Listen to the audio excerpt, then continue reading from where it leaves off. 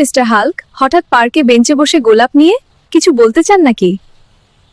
তটিনী, আসলে আমি অনেকদিন ধরেই কি কাউকে ভয় দেখাচ্ছেন, নাকি কোনো বিল্ডিং এর ওপর থেকে লাফিয়ে পড়েছেন? না না, এবার আর রাগারাগি না, এবার অন্য কিছু।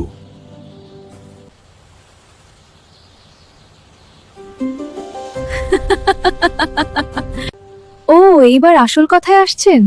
গোলাপ নিয়ে এসেছেন আমার জন্য? আমি তো ভেবেছিলাম আপনার হাতে শুধু জিনিসপত্র ভাঙার অনুমতি আছে।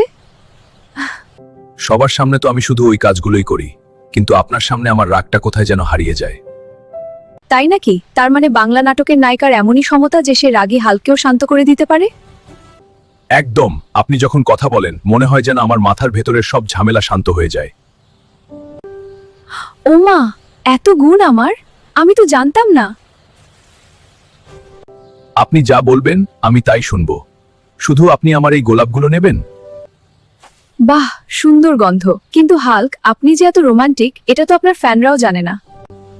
কি করব বলুন? প্রেম জিনিসটা এমন যে কাউকে বদলে দিতে পারে, এমনকি আমাকেও। আচ্ছা ঠিক আছে, গোলাপগুলো নিলাম, কিন্তু একটা শর্ত আছে। কি শর্ত? যা বলবেন তাই করব। পৃথিবী উল্টে দেব, ভিলেনদের গুড়িয়ে দেব।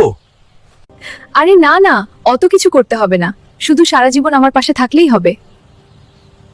হ্যাঁ, মৃত্যুর আগ মুহূর্ত পর্যন্ত আপনার পাশে থাকতে চাই। আপনি আমার সাথে থাকবেন তো? হ্যাঁ থাকবো হাল্ক, আমি আপনাকে অনেক ভালোবাসি। আমিও আপনাকে অনেক ভালোবাসি। ভিডিওটি ভালো লাগলে সবাই লাইক, কমেন্ট, সাবস্ক্রাইব করে পাশে থাকবেন। আল্লাহ হাফেজ।